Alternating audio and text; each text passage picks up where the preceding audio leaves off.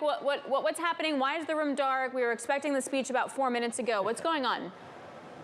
This has happened before with public figures. Apparently, a group of climate activists have interrupted the meeting, and they've escorted Jay Powell off stage, and I presume David Weston as well, to keep them safe for the time being while they calm things down. So it doesn't seem to have anything to do with monetary policy, and certainly climate change doesn't have a lot to do with the Fed's activities, but they are using this platform to try and make a point. So we are now waiting. We're on hold to see when they get the room cleared and then can bring the chairman back. Mike, let's just talk about what's happening, because we're all waiting for the speech now, so we're trying to figure out, we're trying to interpret the market reaction to what we've heard, the comments that you brought us a little bit earlier on. The sense seems to be that the comments that are being delivered are not pushing back on current market pricing. The market, therefore, is taking this as actively dovish, maybe in line with some of the other Fed speak that we've seen recently. Is that your interpretation? We're seeing rate hikes being priced a little more softly. We're seeing the yields coming down a little bit, particularly at the front end.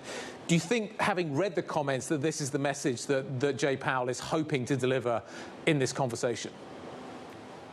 I think so. I think what he was trying to do was basically come in line with what we've heard from at least 12 other members of the committee since their last meeting, suggesting that the real rates are doing enough of the job, and at this point they can pause. And you see that result in the Fed funds futures. There wasn't much of a percentage chance of a rate increase given by the markets for November 1st, and now it's down to 5%. So it looks like investors are understanding this as essentially a dovish speech. I'm not sure if dove and hawk applies in this case because the Fed is pretty much almost done anyway, but it does suggest not to expect anything on November 1st from the Fed. But I wonder if it also talks about the cuts. It feels like a lot of the movement, Mike, has been pricing out cuts for next year, and that's where you're maybe going to see that whole pancake curve.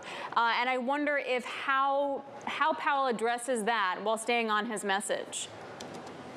I think that might be something that David will ask him, because there is a question about what is going to happen going forward, and Powell alludes to it in his prepared remarks, talking about how the economy has been much stronger than people anticipated, and the September inflation numbers have been disappointing. And if the economy continues to grow at the rate it is, it suggests that inflation will be sticky, if not go up again, and the Fed might have to do more. So that raises a question of what happens in 2024. But I think if you hold his feet to the fire, Powell will say, I can't make a prediction because I don't know whether the economy is going to continue along this path. Very strong third quarter numbers, but you still have a lot of economists, including Bloomberg Economics, suggesting recession in the fourth quarter or the first quarter of next year.